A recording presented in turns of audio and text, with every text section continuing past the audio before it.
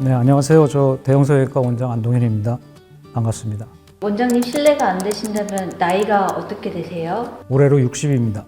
진짜 동안이신 것 같아요. 성형외과 전문의로 일하셔서 이렇게 동안이신 건가요? 한데 제가 이제 진료를 해보면은 이 환자들마다 이 동안이 원래 타고난 건지 아닌지 볼 수가 있잖아요. 근데 그분들 보면은 관리의 힘이에요. 결국에 피부가 이렇게 살면서 아주 급진적으로 노화를 겪게 되는데 이 시기를 어떻게 관리해 주느냐에 따라서 피부가 완전히 달라질 수 있습니다. 피부 노화라고 하면 막연하게 느껴지는 것 같아요. 정확하게 좀 피부 노화는 어떤 상태를 말하는 건지 설명 좀 부탁드릴게요. 사시면서 한 3번 정도 이렇게 눈에 띄는 변화 시기를 겪게 된다고 얘기들을 하는데 관리 여부에 따라서 피부가 굉장히 달라질 수 있습니다. 그래서 특히나 눈에 보이는 변화보다는 먼저 피부 안쪽에서부터 이제 깊은 지방, 얕은 지방, 또 진피층, 구조물들이 어떻게 안전성이 바뀌는지에 따라서 서서히 달라지게 됩니다. 그래서 노화가 갑자기 온 것처럼 느껴지실 수도 있지만은 사실은 이미 피부 속에서 천천히 진행된 결과인 경우가 많습니다. 이런 이유 때문에 노화가 변화가 나타난 뒤에 관리하는 것보다는 얼리 케어, 이른 시기부터 꾸준히 관리하는 게 중요합니다. 저도 이제 올해 30대로 접어들었거든요. 주름이 가장 큰 고민이 되었어요. 지금부터라도 제가 꾸준히 관리를 하면 피부가 좋아질 수 있을까요?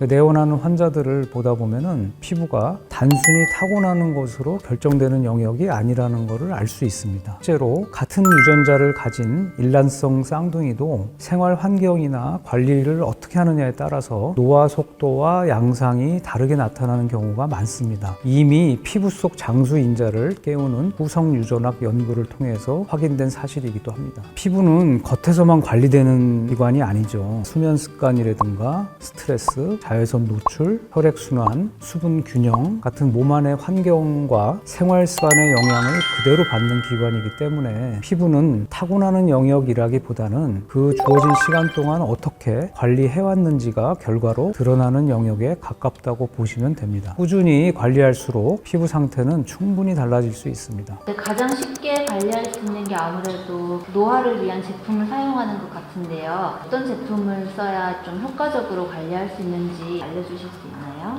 요즘에는 그 국내외 유명 피부과학회에서 연구 결과가 소개되는 제품들이 정말 많아요. 저는 개인적으로 이런 학회에서 다뤄지는 성분이나 기술을 꼼꼼하게 확인해 보는 편입니다. 주로 이제 논문을 통해서 보게 되고요. 이렇게 의사들한테 주목받는 제품 중에서도 탄력, 주름, 피부결, 보습 이런 것들을 다 포함한 여러 가지 노화 징후가 개선되는 제품인지를 확인하는 것이 좋습니다. 그리고 앞서서 말씀드린 것처럼 피부 속에는 노화 속도를 늦추는 장수인자가 있기 때문에 이 장수인자들을 깨우도록 설계된 항노화 제품인지 그리고 임상실험을 통해서 꾸준히 사용할수록 개선 효과가 확인된 제품인지를 기준으로 선택하시는 게 좋습니다. 효과적인 노화 관리를 하려면 병원에서 할 수 있는 관리에 대한 관심도 높아질 수밖에 없는 것 같아요. 병원에서 어떤 관리가 가장 인기가 있는지 알 수 있나요? 실제로도 절개 수술은 굉장히 많이 줄었습니다. 지금 침습적인 시술이라고 해도 실리프팅 정도예요. 그럼 요즘 성형외과에서 가장 많이 보는 포인트가 어디냐? 바로 얼굴 중안면입니다.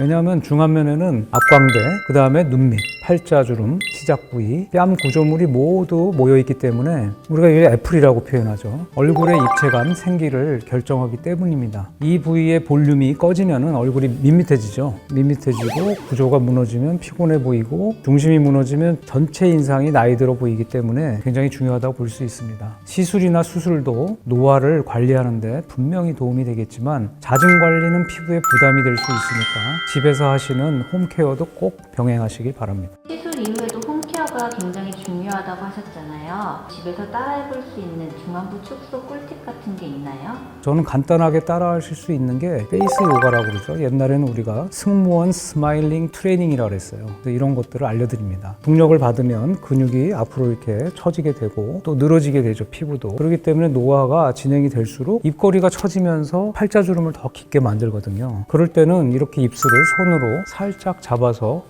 고정한 상태에서 입꼬리를 위로 끌어올리는 연습을 해주시면 좋습니다. 이 동작을 반복적으로 하게 되면은 앞볼 쪽이 좀 얼얼해질 수 있거든요. 근데 그때 이 느낌이 정상적인 것이죠. 지금 얼굴 중안부 근육이 제대로 자극이 되고 있다는 신호입니다. 이 동작을 꾸준히 하면은 얼굴 중심부가 살아나고 전체적으로 인상이 밝아 보이게 될 수 있거든요. 그런데 저만의 꿀팁은 제일 중요한 거죠. 우리 와이프하고 아주 그냥 항상 즐겁게 사이좋게 지내는 겁니다. 그러면 집사람이 저를 일일이 체크해주고 홈케어도 해주는 거거든요. 마지막으로 시청자분들께 동안 관리에 대해서 꼭 하고 싶으신 한 말씀 있으시면 부탁드릴게요.